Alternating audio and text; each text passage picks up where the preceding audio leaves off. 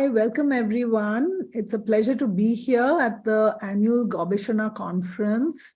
And we have something very special lined up for you today. And we hope that you're really going to enjoy this discussion. We encourage you to use the chat and put in your comments. But before we start, let me hand it over to Anvesha to make some introductory points and give you some housekeeping rules. Thanks.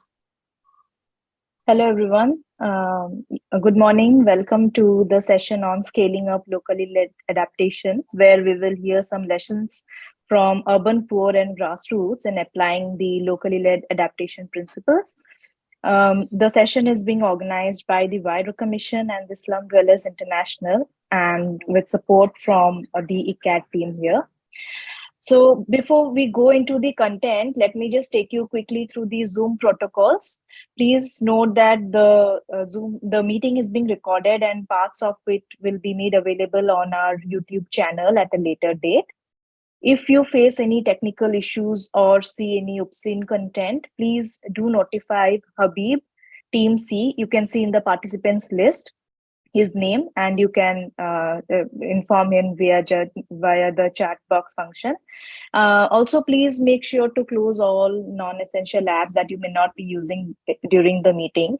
And if you want to speak, please unmute your microphone. For now, I think all participants' microphones are visible, but if you want to speak, you can request the host or put your thoughts in the chat box. And in case of any other issues or any other comments, please just notify us using the chat box. So I hope you really have a very fruitful discussion. Over to you, Suranjana. Thank you, Anvesha. So welcome once more, everyone. I just want to make some brief introductory remarks to lay down the context of this discussion. I think you all are aware that for at least 2 years now, we've been talking about the importance of locally led adaptation and what it means for local grassroots communities to drive adaptation processes. And in the discussions we've been holding, and as this larger community of LLA partners have come together to sign up to the principles of the locally led adaptation and reflect on their experiences and what they contribute, I think our two global movements of grassroots organizations, Slum Dwellers International and Huairou Commission, have found some common ground in terms of how we see the contribution of our movements in the locally led adaptation process and scaling up of locally led adaptation. So we think that grassroots organizations have something very particular to contribute and bring to the process of locally led adaptation. We have very practical knowledge on the ground. We bring a special perspective and we bring a particular constituency base. Each of our member organizations has their own governance structure. We bring our collective leadership, our knowledge, our learning tools. And what this means is that this can be sometimes an advantage in terms of the very unique and special knowledge we bring and the experience we bring, but it can also be challenging for us to find a place among all the other actors who are engaged in the locally led adaptation process, who are quite different from us. So we've started exploring this area gradually, and this is a space in which members of Slum Dwellers International and the Huairou Commission are going to share some of their experiences to help us reflect on how it is that our movements are different from other actors in this space. What do we bring to this space? And we have two discussants, Emil from CDKN and Melanie from Slum Dwellers International, who are going to give us some of their perspectives and analysis based on experiences that grassroots leaders are going to share. So I'm going to start us off with Violet. Violet Chivutse belongs to Shibuye Community Health Workers, and she's also the chair of the Huairou Commission's Governing Council. And she's going to share with us her perspective of what it means for a grassroots focused movement. Your screen doesn't share. Sorry, Please this share this. is not working. Oh, my screen share is not working. I don't know. Yeah, it's blank. I can hear you. Okay, so Violet is going to talk about what it means to be part of a global movement grounded in grassroots experiences and grassroots women's leadership. So without further ado, let me hand it over to Violet. Violet, your 5 minutes starts now. Welcome. Thank you so much. I first of all want to appreciate everyone. I want to appreciate our sisters and brothers from Slum Dwellers International.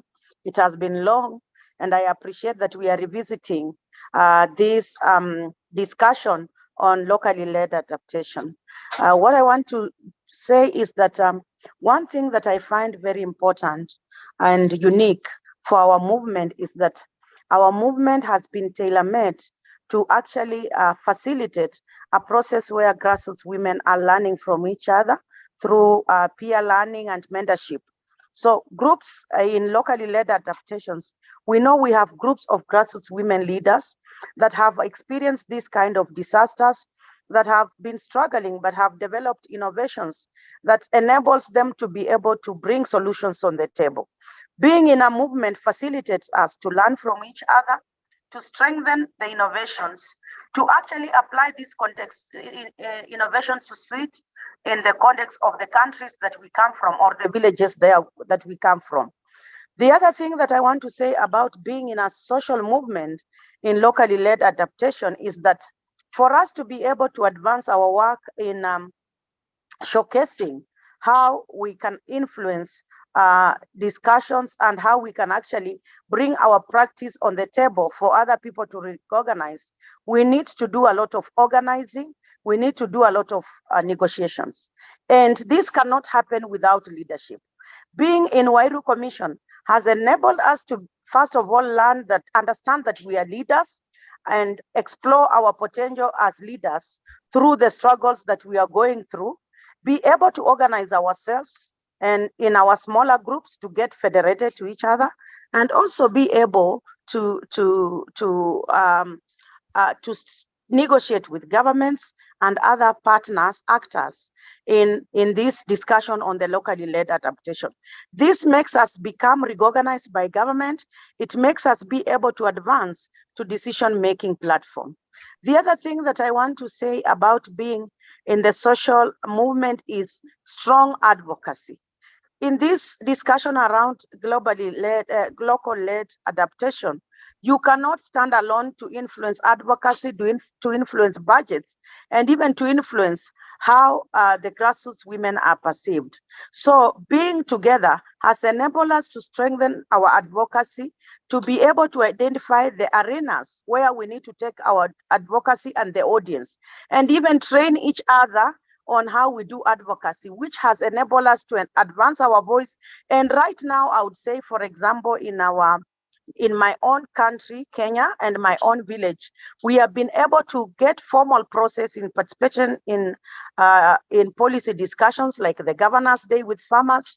We have been able to pursue some of the tools that we have been using on accessing land, like the community-driven land lease guidelines, because of this kind of advocacy where we are working together, we are able to engage in partnership, and it becomes very easy to access partnership when you show that you are working as a collective and not in silos. So that is what I would actually say. It has been very important for us and the uniqueness of being in a social movement in relation to locally led adaptation. Thank you. Wow, thank you so much for your very powerful words and very succinctly put, Violet. And I'm tempted to provide some reflections here, but I won't do that. And let's go to our next speaker, Alice Piri, who is from the Zambian Homeless People's Federation. Welcome, Alice. And over to you. Let's hear from you the kinds of work that your federation is doing, which are your unique contributions and innovations that are being applied to locally led adaptation. Over to you, Alice. Good morning, everyone. Thank you so much. My name is Alice Piri. I'm a federation member from Zambia, from a Twin Savings Scheme. I'm coming from a settlement called Kanyama, which is one of the largest settlements. And with the settlement which I'm coming from, we are women on grassroots, mobilized together, organized, and we are doing a lot of things. As women on grassroots, we don't just come together for nothing. We organize ourselves for a purpose to start doing savings, and our savings gives us power to be able to speak to the local governments, to partner with other people, and these savings, they also helps us to fight poverty at household level. And the same savings, they help us even to voice out, because that's the power which we have. And we also do data collection, enumeration, and mapping. The reason why we do these things, we want to know the priorities of our challenges in our community, and we know where we can start from. By so doing, it has helped us to do more things and to help our community members, those who are affected and those who are not affected. We also do our priority projects, we practice projects, but our projects which we do, we are excluded. In terms of land, you know, as these grassroots women, we cannot afford to have, maybe give out a back statement to acquire land and to negotiate with the government. And on that area, as the Federation Grassroots Women, what we basically do with our savings, we have Swalisan Urban Poor Fund, which is a poor fund which helps to partner with other partners, which helps us also to voice out so that we can also be engaged in. So in inclusion, our power in Swalisan Urban Poor Fund has helped us even to voice out, to bring the government to work together with the government and our partners. And also we do exchanges. In exchanges, what we basically do, we have locally exchanges and international exchanges where we are also learning a lot and adapt towards climate change. We have also partnered with the local authorities, the government, and the other partners who have come on board, like People's Process on Housing and Poverty in Zambia, where we've come together to do a lot of trainings and also to do a lot of life skills. And with our partners, we have engaged a lot of things, and the community, we are able even to do much of adaptation in terms of coming up with green spaces, where we are now able to plant different types of trees, and also to do backyard start gardening. We are helping to reduce poverty at household level. And this is, we have done all these things in our communities, where we do even collecting waste in our communities. As you are aware, Kanyama is a flooding area which has floods, and we as the grassroots women have the voice by collecting this data to help those who have been affected. So on this area, through our partnership, we have not been silenced. We have been created a green space, which we are doing a lot of activities at green spaces. At green space, this is the place where we meet and share ideas with local women in terms of coming up with adaptation towards climate change. We make plants, we plant trees, we do sack gardens, we also train each and every one of us. We come up with the solution of how we can do urban agriculture. This has made the grassroots women to come on board and voice out to adapt towards climate change, which has affected nearly everyone, because climate change is not only for the poor, but it's for everyone. So in this area, we believe that partnership should be engaged, and we should be involved and included in every situation. I think this is my presentation. Thank you. Thank you so much, Alice, I think you said so many things. Both Violet and your remarks seem to talk about the different ways in which you demonstrate practice, you collect data. I know that enumeration is a very powerful tool that Slum Dwellers International brings to us. And of course, you both talk about the importance of mobilizing collectives and organizing and women's leadership as being at the core of this work. So let's go to Sharifa, who's one of the women leaders connected with Yakum Emergency Unit in Indonesia. She's going to speak in Bahasa. So anybody who needs Bahasa translation, Shraddha, please guide us as to how those who need translation can listen. The rest of us, I think, have to stay on the English channel. Okay? Yes, please. I request everybody to please jump onto the English interpretation channel. You'll see a tiny globe icon on the bottom right of your screen. If you click that, you'll see the option for English or Bahasa. Please go to the English channel so you can hear the translation. Thank you. Terima kasih.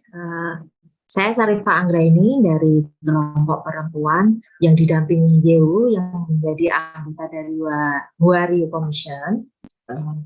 Saya sangat sepakat dengan apa yang sudah disampaikan oleh Alice. Kelompok perempuan punya peranan penting dalam pengumpulan, pengelolaan, dan pengolahan data dan menggunakannya untuk kepentingan ketangguhan serta aktivitas saat pasca aktif dalam organisasi masyarakat.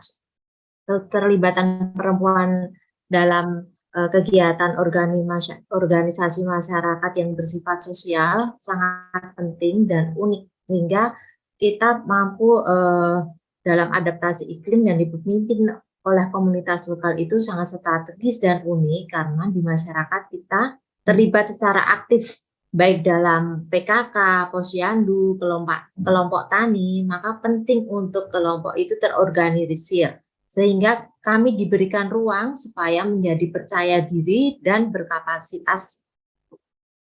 Dari keterlibatan aktif tersebut, perempuan menjadi semacam bank data dan informasi tentang keadaan atau situasi masyarakat dan memiliki kapasitas mulai dari mengumpulkan, mencatat, dan menyimpan. Contohnya melalui PKK, kita mempunyai data-data seperti data kelompok rentan, kemudian data yang menerima sasaran pemanfaatan dari pemerintah, dan masih banyak data valid lainnya. Karena perannya sehari-hari, perempuan juga memiliki pengetahuan lokal yang lengkap tentang sumber daya penghidupan masyarakat, misalnya sumber daya pangan, sumber pangan, dan air. Yang paling berisiko ketika terjadi bencana maupun krisis, untuk penyusunan rencana ketangguhan dan adaptasi lokal terhadap bencana. Upaya adaptasi iklim yang dipimpin komunitas lokal dapat dilakukan dengan efektif. Diperlukan adanya kemitraan yang benar. Kemitraan yang bersama untuk mengembangkan, menyempurnakan solusi bersama. Sehingga tidak hanya untuk memberikan dukungan pendanaan saja, misalnya berdasarkan konteks lokal. Sehingga ada proses pendampingan atau mentoring bersama dengan dukungan dana tersebut. Kemitraan yang menempatkan kelompok perempuan setara, di mana perempuan akar rumput sebagai ahli pengetahuan lokal, bukan hanya menjadi target penerima, tetapi sebagai pelaku aktif yang berpartisipasi sejak proses pemetaan, perencanaan, mentoring, sampai dengan evaluasinya. Kemitraan yang melihat peningkatan tujuan dan proses yang mengoptimalkan kepemimpinan perempuan dalam mengelola dan memfasilitasi kegiatan adaptasi di masyarakat. Hal lainnya adalah memastikan bahwa kemitraan tersebut berpusat pada komunitas. Yang inklusi, yaitu memberikan peluang partisipasi efektif dan manfaat bagi semua anggota masyarakat, termasuk disabilitas, lansia, berbagai kelompok gender, kelompok marginal lainnya, dan saling mendukung dalam pelaksanaan. Saling berbagi risiko yang dihadapi oleh kelompok perempuan dalam melakukan kegiatan, dan berbagi risiko artinya kita ada masalah atau tantangan, kita mencari solusi bersama untuk tidak menjadi tanggung jawab kelompok perempuan sendiri, tetapi bersama-sama dengan mitra dapat memberikan dukungan atau pendampingan untuk penyelesaian persoalan. Contohnya dalam hal memenuhi persyaratan program pemerintah atau pelaporan kegiatan, pendekatan ke pihak terkait, sehingga komunitas bisa mengupayakan pertanggungjawaban yang akuntabel dan transparan. Maka dari itu, baik kelompok akar rumput, komunitas lokal berhak untuk mendapatkan dukungan kemitraan yang strategis dengan secara aktif memberikan masukan dan aktor atau institusi terkait terus melihat peluang perbaikan untuk mewujudkan kemitraan yang efektif. Terima kasih. Thank you so much, Sharifa. You've touched on so many important points. What kinds of partnerships people want. They're not just about money, they're about sharing information and networks. What inclusion means to women's groups is not just about the women's group, but many other vulnerable households and communities. The idea of sharing risks, all these are I think, very useful insights into the kinds of partnerships that grassroots movements and organizations need. Let me come now to Melanie. Where are you, Melanie? I can't see you on the screen. I'm here. Can Hi. you see me now? Hi. Hi. Welcome. And you're from the NGO that's affiliated to SDI in Zambia. And I hope that you're going to provide some insightful reflections and give us some more food for thought. Over to you, Melanie. Thank you. I'd like to say good morning and good evening and good afternoon, wherever you're tuning in from. My name is Melanie, and I work with People's Process on Housing and Poverty in Zambia. And Zambia is a country that is in sub-Saharan Africa. We are a rapidly urbanizing country, and like with most countries in the South, we are also grappling with issues of poverty and inequalities, as well as vulnerabilities to climate change. And of course, we have been working with the Zambia Homeless and Poor People's Federation, and we use various rituals to address issues that communities are facing. But we are also faced with challenges in that if we look at the policies that we have out there, our government has very good policies, but we struggle with the implementation part when it comes to policy issues. I will give one of the examples, which is our land policy, which talks about 50% of land going to women. But you find that women are not able to access the land, particularly poor and vulnerable women. As Alice earlier mentioned, you find that they are required to produce certain documents like bank statements and pay slips, and this systematically excludes them from the process. And that's why it is important that women come together, and they've been able to break those barriers by engaging, using their savings and using the different processes that they use as federations. And it's important to have leadership, like Violet mentioned, that you need to have a strong leadership that is able to engage and bring women together. We have a lot of slogans within the federation where we say women in the forefront, and women take up positions of leadership and are able to address some of the inequalities that they are faced with. In our work, we also look at financing issues, and we recognize that the climate finance, for instance, does not get to the people. And even when we look at other financing mechanisms in order to address the issues and the challenges at the grassroots level, what happens is that the finance is there, but accessibility can be difficult because some of the processes of applying for that finance are quite tedious, and the community members don't get the necessary support. There is we have been challenging like the government systems and saying, when they're doing their campaigns, information is ready, available, there's people there out. But when it comes to the application process, it's quite a challenge. I'm sure Alice will be able to share with you that they had to register a co-op just to access finance, and it took them over 8 months. And there is a time window when you can apply, and if you miss that window, which means then you have to apply in the next stage. So those are some of the challenges that the communities have to grapple with in terms of being able to access finance. Other areas is in terms of planning.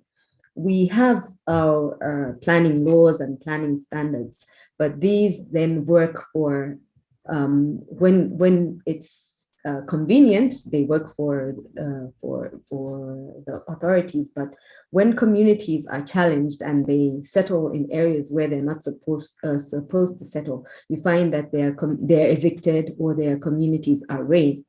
But when you look at the poor, the rich areas, for instance, recently we had floods, and the flooding affected both the formal side and the informal side, the informal settlements. And when communities are faced with flooding, and the support that comes just for the humanitarian aspect, where it is just emergencies. So they are given food and shelters, and then beyond that, there's no greater support. So that's why it is important that communities are organized and are able to challenge government. With our constituency development funds, we have a component that's there for disasters, but we are also looking at going beyond that and saying, let's not just respond to emergencies, but let's find ways of addressing the actual housing issues, the water, the sanitation, and looking at the priorities of what communities are. So let us be more responsive. So I think those are some of the issues we need to address within our communities. I'll end here for now, and thank you. Thank you so much, Melanie. I hear you saying, talking about so many of the contradictions which exist within us as movements. On the one hand, we have these tools and our learning and experiences, which are very powerful strategies to bring about change. But on the other hand, we're also disadvantaged in many ways. And one of those ways in which groups are disadvantaged is the ways in which mainstream institutions like financial institutions don't work for the communities that we work with. And that's the basis of developing alternative models and demonstrations to overcome these kinds of gaps and show what can really work. And that's part of how we are building this a repertoire of practices that look at what does inclusion mean for poor people. The other thing that I caught in what you said was the idea of long term. Who is there in the long term when all, when the short-term assistance after disasters has been completed, when projects are over, who stays on in the communities to continue doing the work, to sustain the work, and to make sure that in the long term, the processes that have been initiated are sustained and built on. So that's just a couple of the many important points that you made. May I call on Sarah Nandudu, who's here with us? Is she here?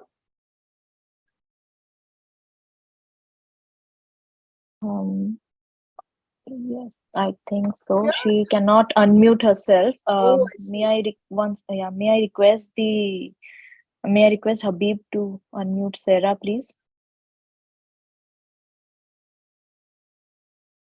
And also make her the co-host. Thank you very much. Actually, I was failing to unmute myself. Good morning to all of you. Yeah, it's a morning, and I'm happy to be part of this discussion. My hope is that you're hearing me because it's raining heavily here. Like it was mentioned, I'm called Sarah Nandudu, and the coordinator of the In the National Slum meantime, can I Division. request those of you listening to put in your comments and questions in the chat? It'll be useful to know which of these points resonate with you or are helpful in terms of helping you understand how movements grounded in grassroots realities play a unique role in scaling up LLA.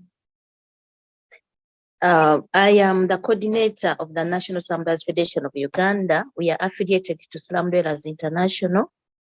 And just like Zambian friends have said, our strength towards adaptation, climate adaptation, relies on the mobilization tool that we do as women, because this is the foundation of the force that brings everything on table. And through savings, we are able to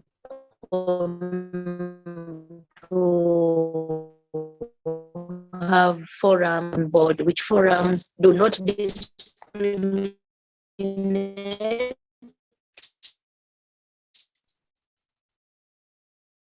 but brings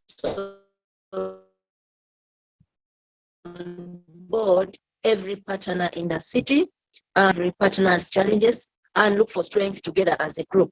And this has led us to make strong partnership, especially with city councils, where we have had to do programs and projects together with them, having been a product of from this partnership. We don't just create partnership, but we create partnership based on the needs of community members. And we have gone ahead to form memorandum of understandings on operations of how we relate with each other.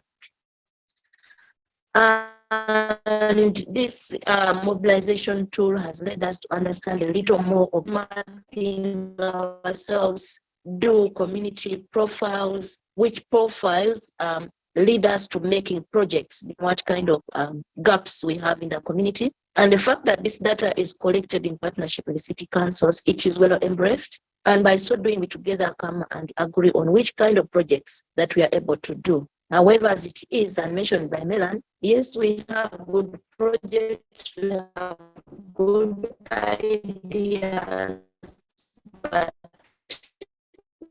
we get stuck with how you get resources to fund some of these climate change effects.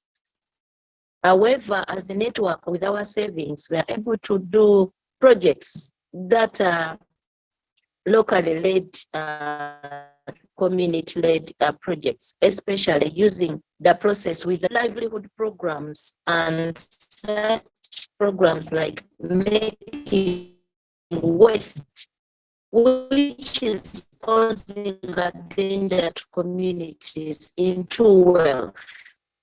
So you realize that a lot of waste management issues in cities is a rise, and like Melan says, that are generating huge anger with how to manage waste. So the youth in their groups are trying to use these avenues to turn the waste into wealth. And this is all to be skilled on what kind of programs and projects they can do so as to avert the effects of climate change. And like I said, some of them are waste management, recycling, and this has been a very good activity that we've done. And also we have been able to do a lot of exchange programs, like Alice said, because you realize that some groups do not have ideas on how to manage. For example, in the city of Jinja, we did not have ideas on how to manage waste. But when we visited Kampala, groups were able to understand how we manage waste. And this has been able to help us to be able to avert some of these issues. but also community engagement via cleanups, but through saving groups. Groups have come up to spearhead community cleanups, which is a very key issue as regards to waste management in cities. In slums, no one is dumped and anyhow, but still there's coming together to clean up their settlements, making sure that this waste is removed. A human waste in slum in the, and that means latrines cannot stand. So as a network, as the Federation of Uganda, we tested out a community toilet, which is climate friendly, which is environmental friendly. These are biofuel projects that are really embraced by community members. They don't infect, they don't contaminate water levels because they just use worms and you don't have to dig deeper. And the worms just eat up the waste that has been dumped there. So this has been one of the key areas that we have really gone into to ensure that we work upon having a clean and better environment. However, challenges are enormous in that youth and women accessibility to finance is critical. It's a challenge. Much as we use our resources to sometimes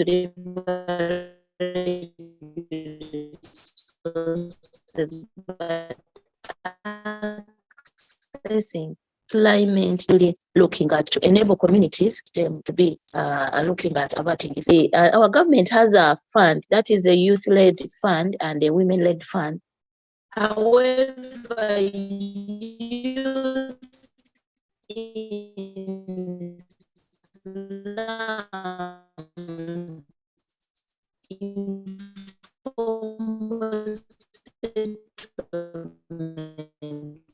can't access these funds because I think the funds have it's not. sorry, we can't hear. to them. You have to have a lot of colloid, the cycle is done and you cannot access the money and you wait for another cycle. So we're just looking at ways of how we can help youth and women, especially in slums, how an informal person, how an informal character, an informal dweller can be able to access resources. Yeah, I think I can stop here for now. Thank you very much. Thank you so much, Sarah. I think that even though your sound was cutting out a bit, I think I heard some really important points coming out.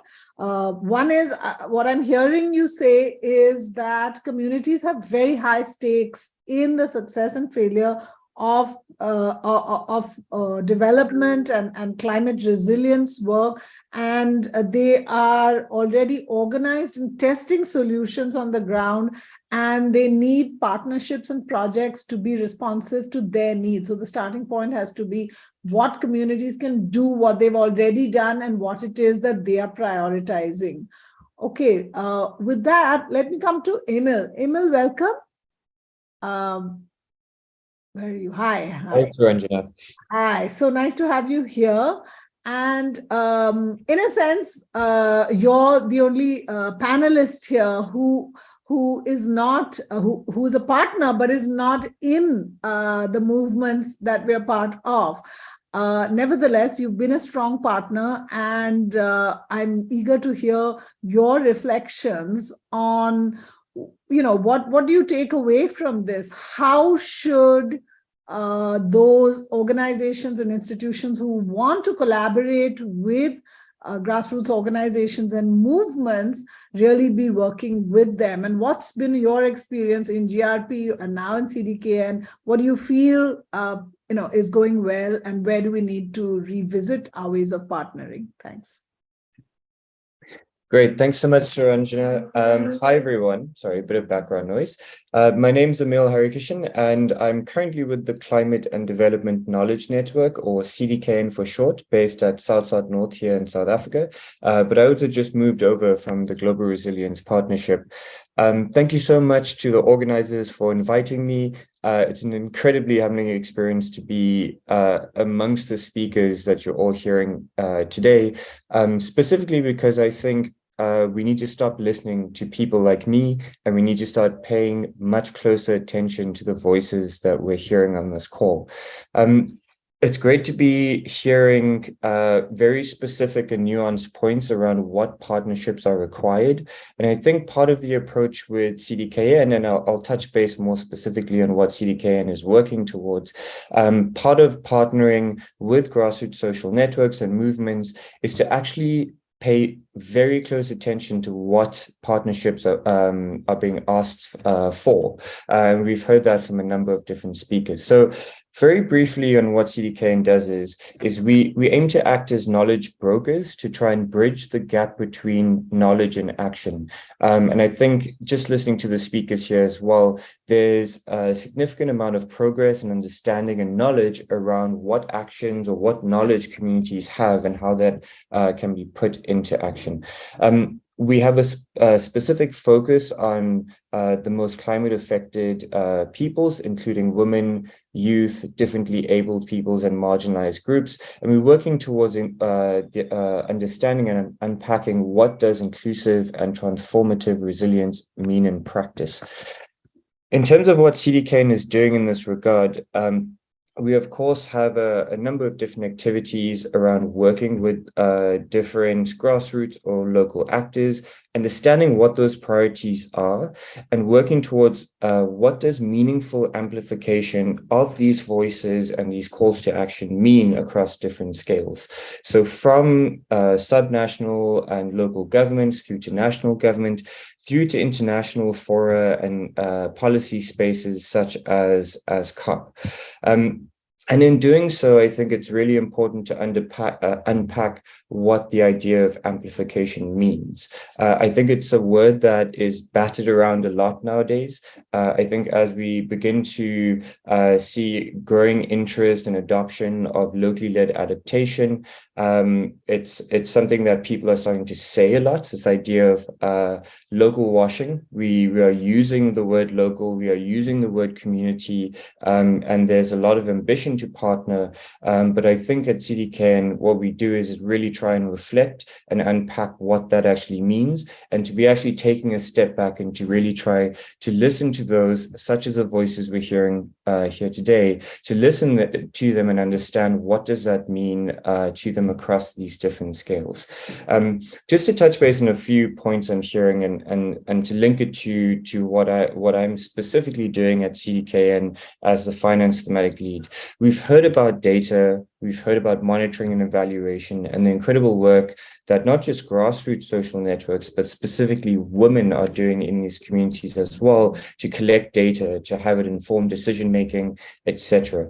And as a finance thematic lead for CDKN, one of the key things is to try and get that knowledge and understanding of what's happening on the ground, and the leadership in that space and the role of communities is to get that knowledge and bridge it to donors and funders to help them more comprehensively understand the crucial role that these networks and individuals and communities play in actually how finance is dispersed, but also monitored and evaluated and learned from, and then looking at the conceptualization, development, and implementation of projects. So I will leave it there, Suranjana, because I don't want to take up any more space. I think it's more important to hear the other voices that are actually here on this call. So I'll leave it there for now, Suranjana, and happy to answer any further questions. Thank you. Fantastic. I think that thanks for outlining your ambitions at CDKN. I think next year we'll call upon you again to share how far you've gotten in addressing the challenges that you're looking at and how partners are responding to demands that you're bringing them from local communities. Okay, with that, what I'd like to do is maybe take 2 or 3 questions or comments from the audience, but I'd request you to keep them very short. Are there things that you would like to comment on or questions you would want to ask? Please raise your hand and I can call upon you to be unmuted. I invite you. You can also put your question in the chat if you prefer. And I'll like to request the panelists to give us their comments once we get a few reflections from the audience. So is there anyone who would like to speak or share a question or a brief comment from the audience on what they feel is the value of social movements grounded in grassroots membership and realities, and some of the gaps we're seeing in how these social movements can be included in larger campaigns and the work that we are doing to advance locally led adaptation and link grassroots agendas to national and global opportunities. Is there anyone who'd like to speak? If not, I'll go back to the panelists for another round of remarks from them. Yeah, so let me start then. Let me go back to Alice. Alice, are you there? And are there specific issues that you believe that partners should be addressing when they look at partnering with grassroots organizations? Are there any things that you would like to highlight as recommendations around how movements like SDI and Huairou Commission can advance the agendas of grassroots in the LLA community? Yes, I think SDI and our partners, we are looking forward to see that what we are doing on ground, locally led adaptation solutions which can assist us. We can do upscaling on what has already been done through the local solution, which has already been done, and to upscale it so that even our partners, our local leaders, we can spearhead and find places where they can help the grassroots women to acquire those places, or maybe those places which are taken out from the hands of the community to be given back so that we can create more green spaces to adapt locally led adaptation towards greening our cities, and also having to do good things at our communities in terms of coming up with more groups, mobilizing more women to come on board so that our voice can be heard and our voice and our resources can even improve. So on that area, that's the area which we as women in the community have seen that if our partners would come in, and the government and our local authorities, we do everything together, upscaling or whatever we've been doing, it can help even a community member who is not a member of the grassroots. Thank you. Thanks. So you're really saying that you have a strategy for putting together solutions. We have tools. We also heard Violet, who's not here, talk about the tools that grassroots organizations have for transferring innovations and for enabling groups to test and implement innovations in their own context. So there's a sort of a built-in mechanism that grassroots movements have been using to transfer successful and effective practices across their membership in different contexts. So we've seen it many times with the ways in which people organize groups, how they organize and connect savings groups or farmers groups or urban networks. So there's this whole strategy that people have in place for taking a particular practice and then transferring it, but not standardizing it sometimes in the way that top-down practices happen. It's more about taking a local practice and enabling other local groups to then develop that practice in their own ways and federating and connecting the groups to create scale and impact. So what I hear Alice saying is that this is the kind of scaling up model that social movements as aggregators already understand and can practice. And these need to be further amplified and supported to grow. Melanie, would you like to add to Alice's remarks? Yes, thank you. I think it's important that priorities of communities are heard. And we also have that respect and understanding of what the local knowledge is. We collect data, and we have researchers coming into communities and collecting data, and it sometimes can be very extractive and not taking the data that's within the communities to use it to meeting their needs, to be responsive, and to taking that knowledge that they have and understanding it and using it to bring in development and bringing strategies that work together with what they already know. We always want to bring in foreign strategies, foreign solutions, and then we go away and then leave the communities hanging. So I think it's very important that we take advantage of the local knowledge, use the local knowledge. And as Alice said, we need to upscale that, because there's a lot of resource within our communities in terms of the knowledge, in terms of money. Communities also have money. They're doing their things within their communities. And sometimes we come with our ideas and we confuse communities and we erode that resilience and bring in a lot of maybe handouts and different ways of doing things, but communities have their own ideas. And I think there needs to be that respect of how communities work, and then partner with them in a way that then develops them to a better place. And I also believe there's need for more transparency in the way we operate within our communities, and ensure that the resources that we receive are actually used for what communities want. Sometimes we want to come in and prescribe. For instance, living in urban settlements, you find that a lot of the resources that are coming in for climate financing are going towards agriculture, forestry, but not really meeting the needs that are at the heart of the community women who want to see better housing, better water, access to water and sanitation. So I think it's important to listen to what is it that the communities want and how can we plan together so that we can reach the goals that they want.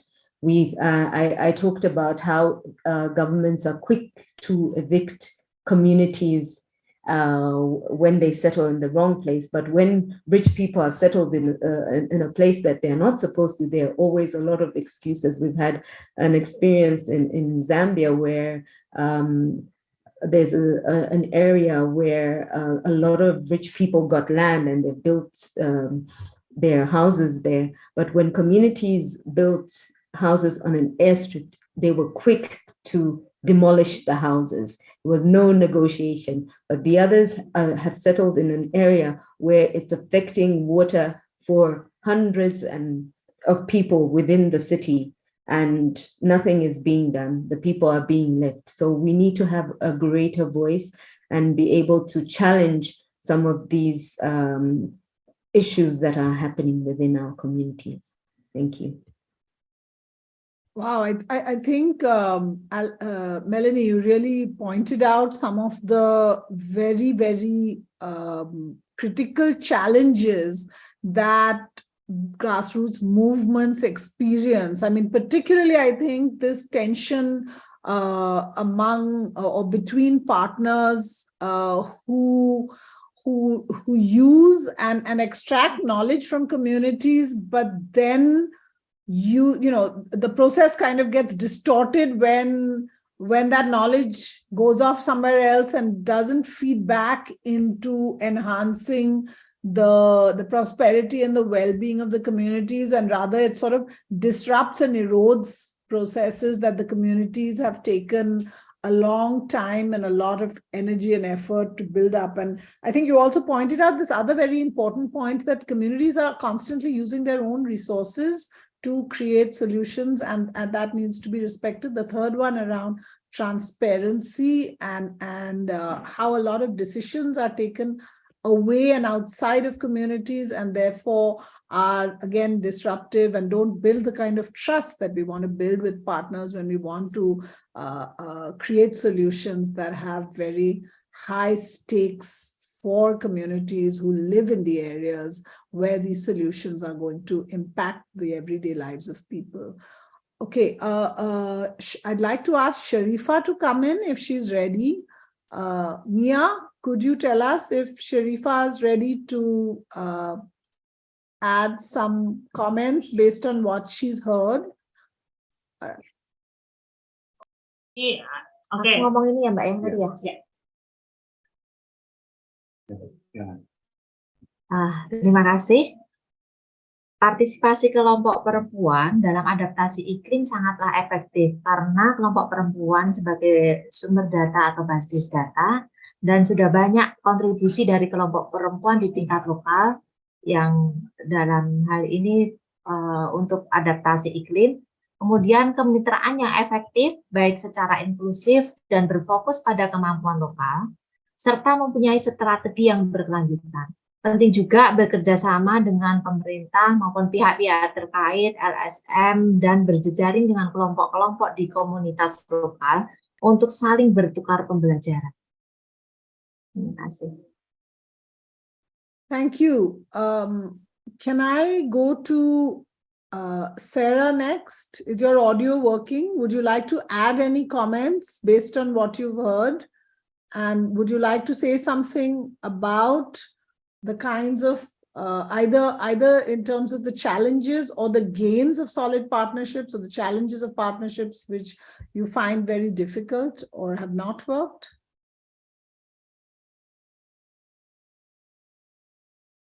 She said she's muted. Yeah, can you please, Habib, can you please unmute Sarah? All right. Yes. Thank you very much. What I can say is that the partnership that we require here is to support on knowledge exchange and sharing, because much as we do our own locally led adaptation measures, we need to learn from one another. And this will energize us to learn new ways of doing things and help us to move to another level, because I may be in a comfort zone when actually I need more knowledge to do it better. And the next one is to see that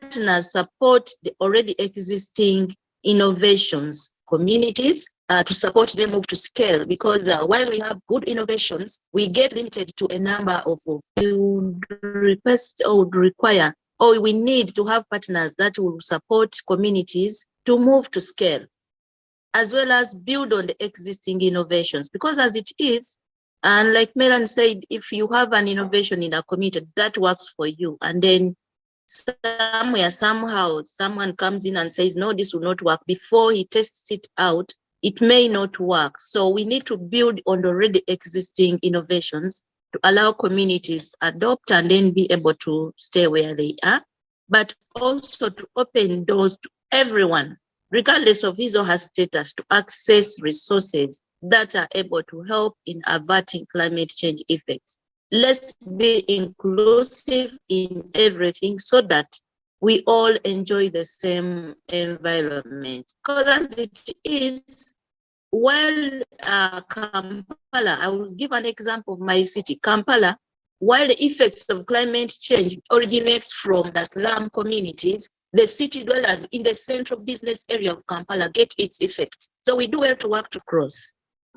And finally, of course, partners should be able to be open and that we share knowledge and they also learn from us as we learn from them. Thank you very much for listening to me. Okay, I thought, Sarah, thanks a lot for your comments, because I hear this recurring point, because Sharifa also said it earlier, that partnership has to mean not only money, it has to mean sharing of knowledge, sharing of learning together, as well as opening up networks. So sometimes partnership is not about just providing money, but connecting people to those within institutions who can become institutional champions, or other powerful actors who can be allies of communities. So I like that point. And of course, the point about resources is very important, because I think we've heard all the community leaders here talk about their own experience, either mobilizing local community resources or developing their own community finance mechanisms, which have been effective in not only supporting them to finance some of the solutions that they've created and scale them up, but also in enabling communities to learn and understand how to manage money. Both those things, I think, are very important part of and unique element of the kind of financial mechanisms that have emerged from the experiences and the learning of local communities and their ability to connect to one another and scale up their solutions through learning and through financial mechanisms that are aligned with their learning capacities and their priorities. So is there anyone else who would like to come in at this point, either with any comments or insights or questions? And you may not have the answers, but you're still welcome to ask the question. I encourage you all to either raise your hand and speak, or to type your question in the chat, whichever you prefer. I see that Celine, you raised your hand. Habib, please unmute Celine. Go ahead, Celine. Thanks, Habib. Yeah, thanks to Ranjana. Yeah, I think oh God, there's somebody at the door at the same time. So I think the point that I would like to make is, in all this, constant conversations and the fact that the grassroots or social movements are becoming very sexy, in these climate forums, it's very important to distinguish a more nuanced understanding of the roles that communities are playing and who's playing which role. So for very clearly, Melanie represents the support organization to grassroots and urban poor communities and their constituency in the city of Lusaka and in Zambia. And I think Sarah is a community leader and represents the federation in Uganda. So I feel it's very important to know who's coming from where, to understand also the politics of participation. And like Amin said, there's a lot of community washing happening with all of us who play different roles. So some of us are agents of change who are not really working directly with organizations of the poor, but we create platforms for them to come and speak. And that's a very different role. And at the Resilience Hub, there was a clear aspiration of local communities to represent themselves and not have middle people like us represent them. So I think these are like politics that don't get spoken about, and one needs to keep that in mind for future sessions of such type. All right, thank you. So I think the issue is really who are the communities, who are their allies, and what are the different roles that they can play. So everybody present here is not living and working in an impoverished community, but there are different kinds of actors present, and each has their own role and contribution.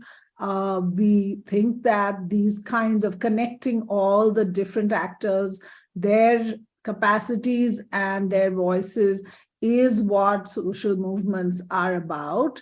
So can I come back to Emil to make some remarks on what he's hearing and what he thinks is interesting and you might want to develop further. Thanks, Ranjana. Happy to come in.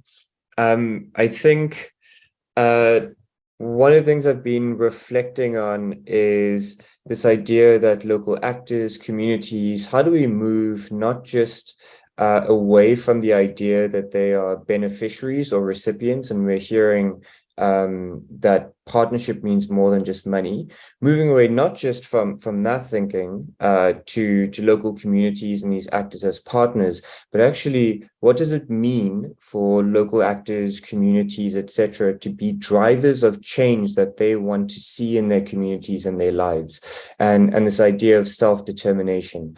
I think with CDKN, we see locally led action, and I say locally led action because it encompasses more broadly than just locally led adaptation. We see it as a vehicle for allyship with local actors. And I think in order to realize this idea of these local actors being drivers of change, so, we've really come a long way over many decades from seeing, from rapid rural assessments where it was just trying to get very surface level information from communities, all the way through to community-based adaptation, through to now what we are calling locally led adaptation. We've come a very long way in understanding that actually there's a huge wealth of knowledge and capacities and capabilities of local actors and of communities to articulate what their challenges are, to understand what their opportunities are, and to the solution. So I think with CDKN, we're really just trying to be very self-reflective and reflexive in how we listen and learn and understand and meaningfully partner, and to take those learnings and to broker that knowledge across different stakeholders. Because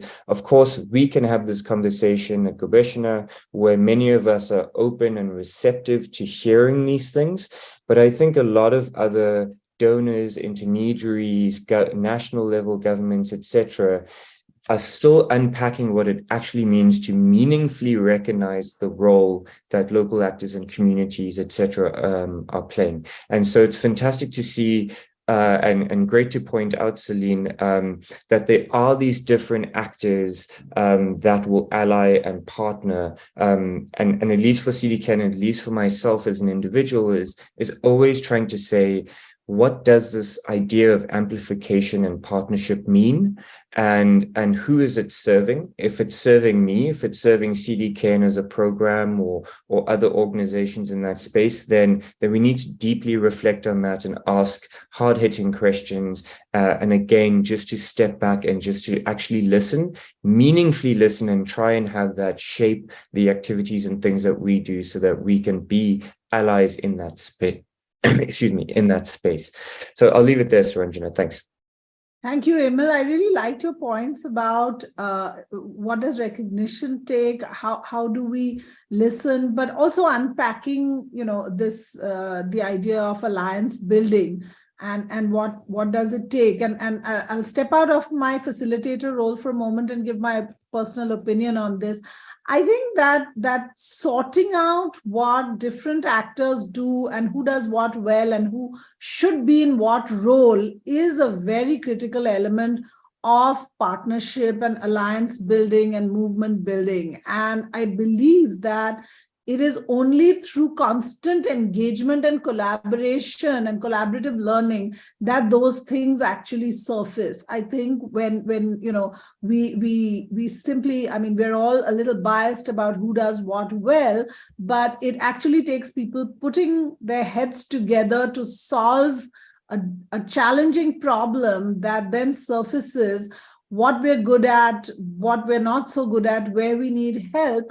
And of course, these things are dynamic. They keep evolving as we keep collaborating. So I'm a great believer in continual engagement and collaboration to come up with the right kind of equation, perhaps if I can use the word, to figure out what the right combination of allies should be and what they can do.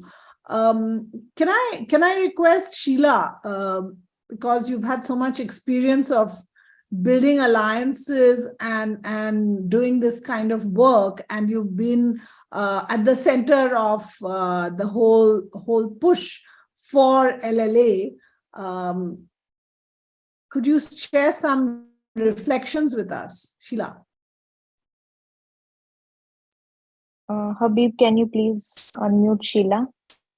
Hi, I've been watching and listening to this conversation with complete absorption and excitement, because we're now actually going into the serious nitty-gritty of how we have to urgently produce a new formulation of roles and relationships so that the most effective action is done by the most important stakeholders in this process. And so let me start off with what I have seen in the past few decades that I'm working in.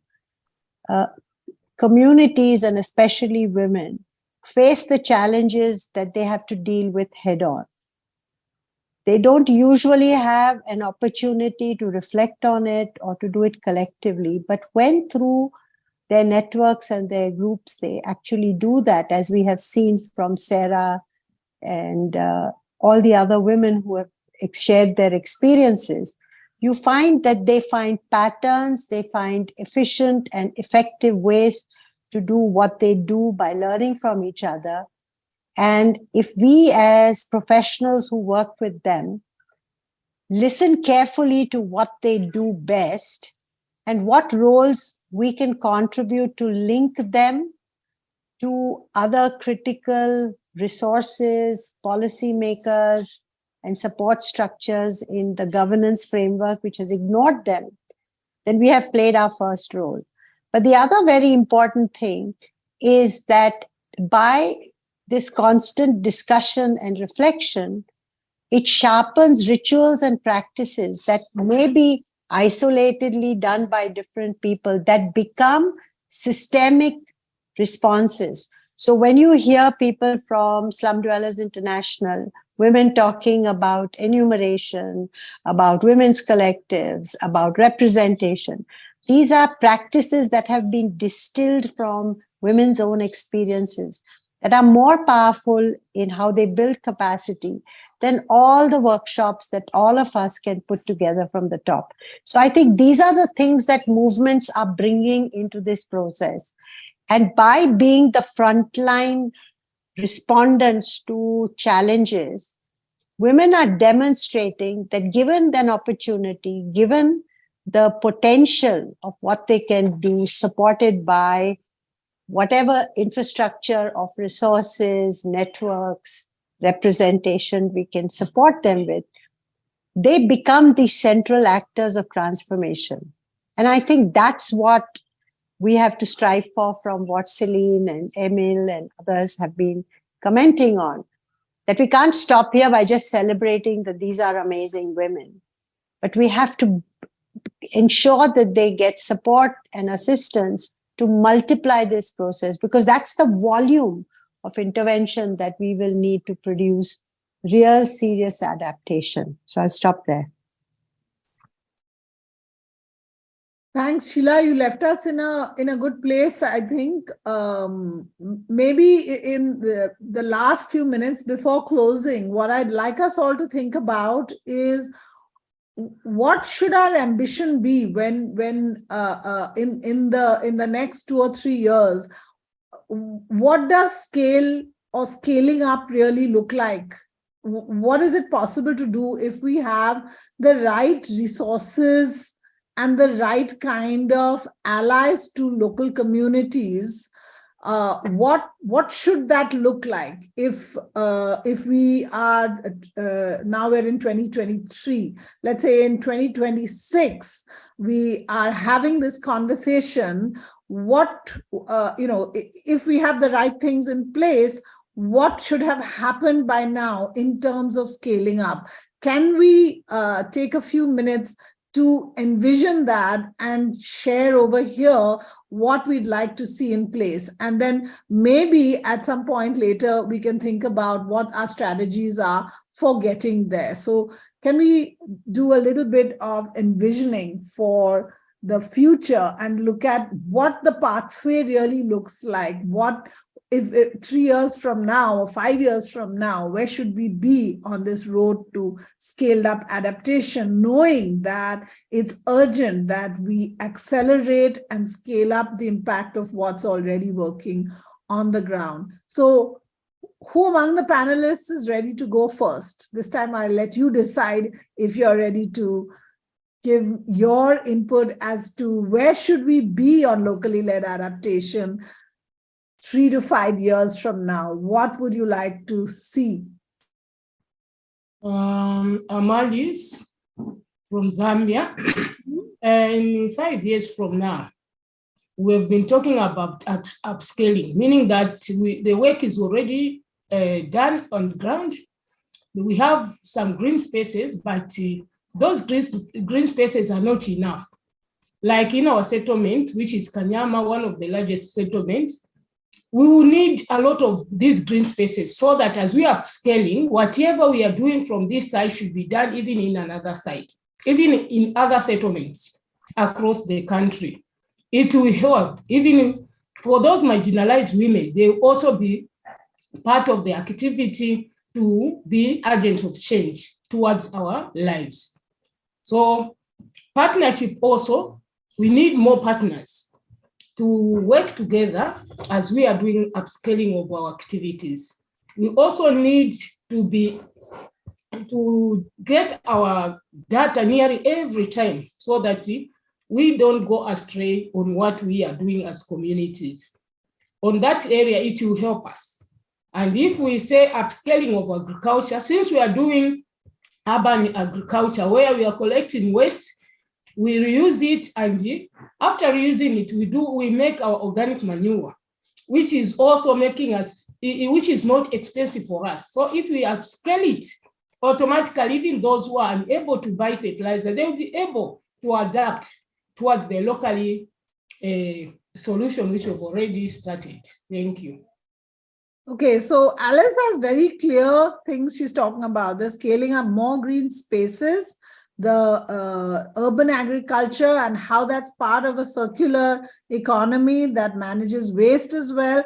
And then the data that allows communities to keep tracking and staying on track, right? So three very concrete things that she's saying, which give us a very good sense of the direction that she wants to take in Lusaka to move forward on locally led adaptation. I'm seeing in the comments here that there are some other comments in the chat. Anvesha, can you help me to address those, because I have to scroll? Yes. Okay, I think there are two comments from Lillian, who says that identifying the right partners is very crucial, especially during times of crisis, because government help seems to come very slowly to respond to the needs of community. And she also says that access to climate finance is very challenging because of the process and requirements that communities have to go through. And okay, I don't know if you want to respond to that. And then there are two more comments from Bella de la Rosa, who says partnership with NGOs play a very important role for change and development, and learning organizing is one of the tools for leaders, for the empowerment of grassroots leaders. And Pauline from Rural Women Network, Kenya, says she would like to see more resources reach grassroots women and acknowledgement of their contribution to locally led adaptation practices, which we also heard earlier. Yeah. Okay, so I think the next step for us in this conversation, and maybe we can't do it today, is to sort of unpack what we mean by acknowledgement and recognition of contributions, because I think that some of it could be monetary, it could be giving more formal decision-making space to local communities and grassroots women's organizations. So it could mean any number of things. So one of the things we should sort of put a pin in and maybe look at it another time is what it means to acknowledge this contribution that local groups are making on the ground to advance and scale up adaptation. Okay, who would like to go next on their ambition for the next 3 to 5 years? I will go next. It's Melanie. Okay. Excuse me. So I would like to see more action, and I'd like to see us do more on the ground. We have set a good pace. I think we have a lot of organizations that have come together and endorsed the locally led adaptation principles. And I believe that we have great minds out there, and we need to just partner with our communities, get the local knowledge, use the knowledge that's on the ground, as well as the science that we have, and bring that together in harmony and not to destroy what is already there. So I would like us to act and address the issues and just build on what we already know. Thank you. Thank you, Melanie. So more action on the ground, building on what we know already. Sharifa, can I ask you what you'd like to see happen? Perubahan akan tercapai bila mana ada perbaikan mekanisme kemitraan yang lebih mudah, efektif, dan fleksibel bersama dengan pemerintah maupun pihak-pihak terkait, sehingga kita dari komunitas di tingkat lokal bisa lebih mudah dalam mengakses. Terima kasih. Thank you. Very concrete improvement in that means more finance, but also flexible finance that's going to women's groups so that they can advance their priorities and interests. Is there anyone in the panel who I haven't called on to provide their input? Yes, Sarah would like to speak. Yeah. Sarah, please come in. Yeah, thank you very much. And mine is 3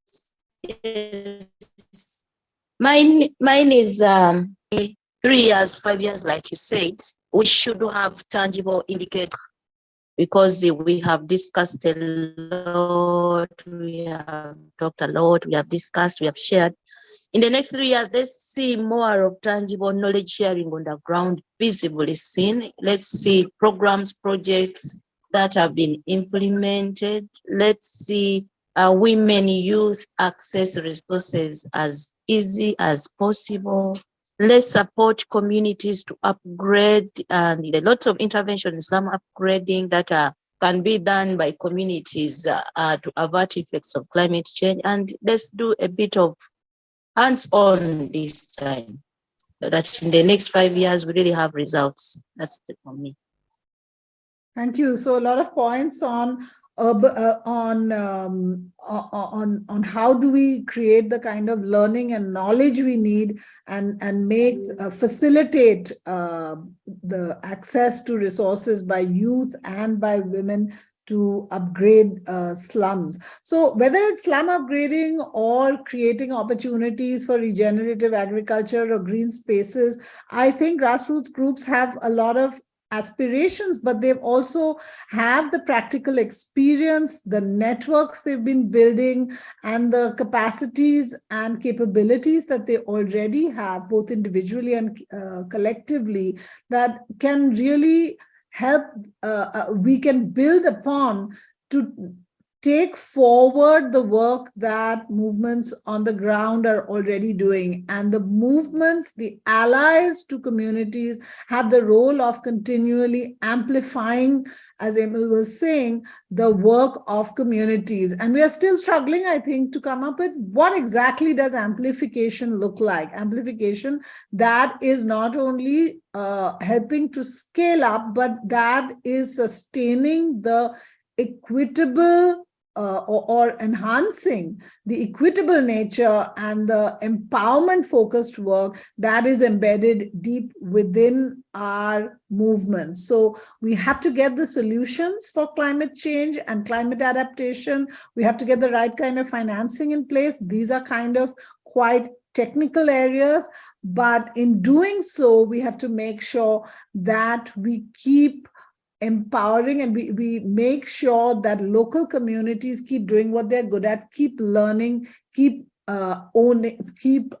making decisions that actually drive the agendas and are able to make sure that top-down solutions, policies, programs, plans, budgets are all really working for them, people who are most impacted by climate change. Okay, so I want to say that this has been a really interesting discussion. I feel like I need a lot of time to actually absorb a lot of different things that were said and to pull them together. But I see that there were a lot of points around the grassroots movements, our abilities to aggregate very diverse experiences, the tools that we have for disseminating learning and knowledge, the financial mechanisms we've created. So there's a lot of experience on the ground, and this needs to be fed into policies in order to make them more responsive to local communities who most need adaptation processes to work for them. So I'm going to end there with big thanks to ICAD, to SDI, and to all the panelists present here and my colleagues at Huairou Commission who've been supporting us from behind the scenes to develop this discussion.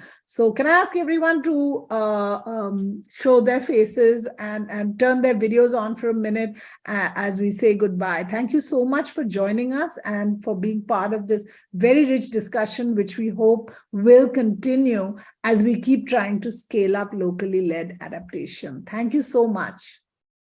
Bye-bye, everyone. And thanks for being here. Bye-bye.